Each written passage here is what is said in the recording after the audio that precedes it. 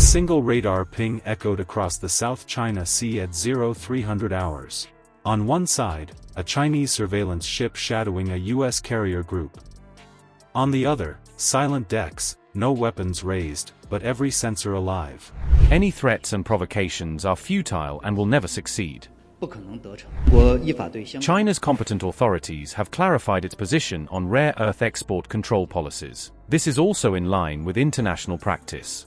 China's position has been consistent and clear. Instead, the US side wants to talk while making threats and intimidation. China implements export controls on relevant items in accordance with the law in order to better maintain regional and global peace and stability and fulfill international obligations such as non-proliferation. What followed was a 5-hour chess match of restraint, where control, not firepower, decided the winner.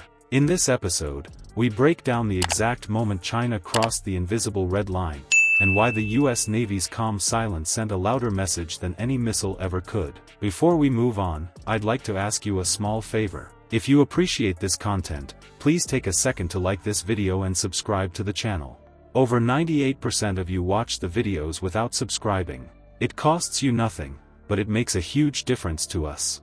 So, did you click the subscribe button? Great! Thank you so much. Now, back to the video. One blip on a radar set off an entire night of silent maneuvers between two powerful fleets. At 5:06 a.m., the contact appeared and vanished once, a faint reflection off the waves. The operator didn't need to say a word.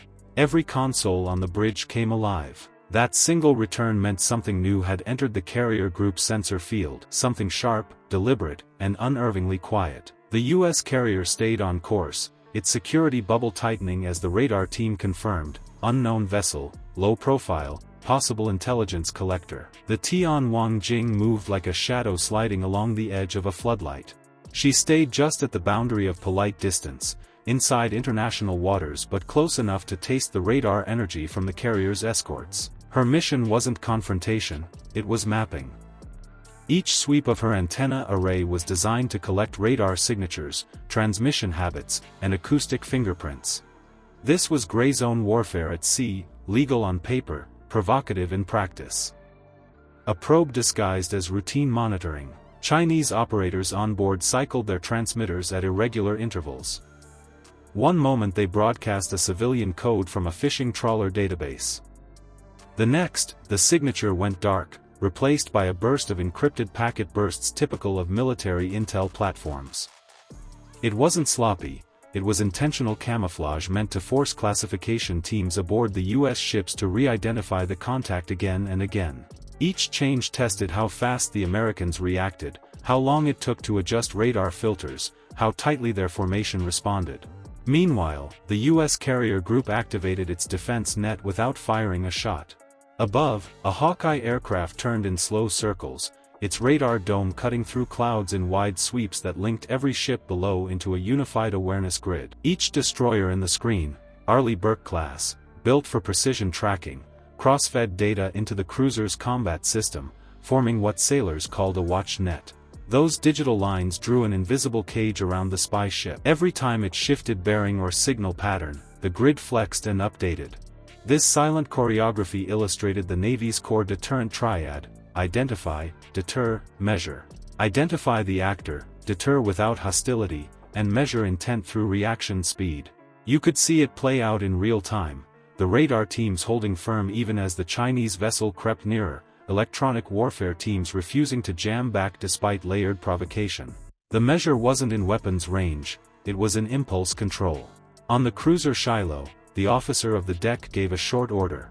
Without fanfare, the massive vessel eased starboard, tightening the formation into a wedge. It was a move rehearsed hundreds of times, smooth, deliberate, and quiet. The spy ship responded by slowing a fraction, uncertain whether it was being bracketed. Deep inside the carrier's communications suite, EW operators traced the source of the ship's emissions. Signal strength consistent with Type 815 surveillance class, one technician confirmed. Another isolated a faint pulse repeating every few seconds. The lieutenant leaned forward and said what everyone already knew: she's recording.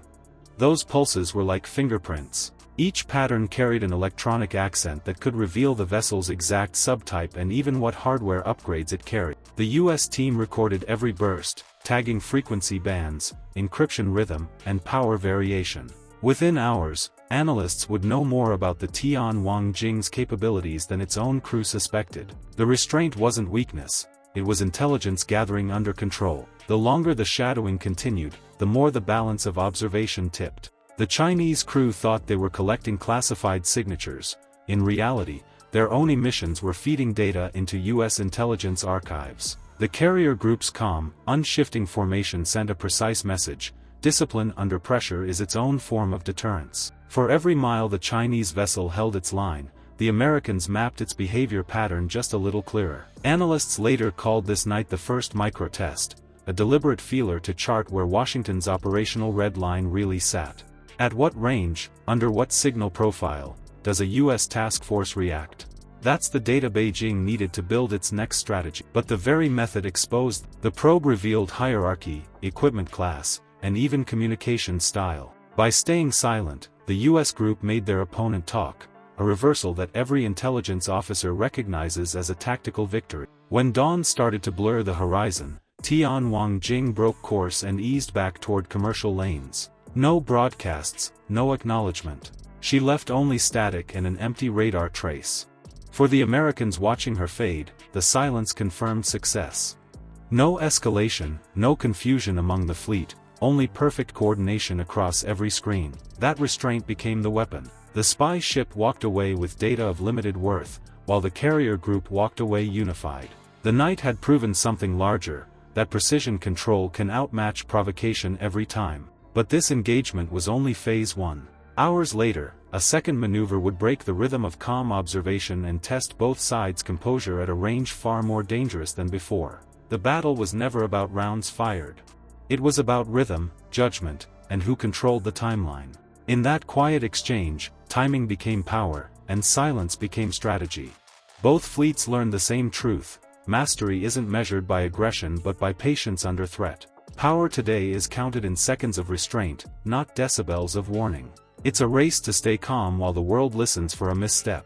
Subscribe and join a community that studies how discipline, not noise, defines dominance at sea. The next fight for freedom of navigation may begin the same way, with one quiet ping across the Pacific.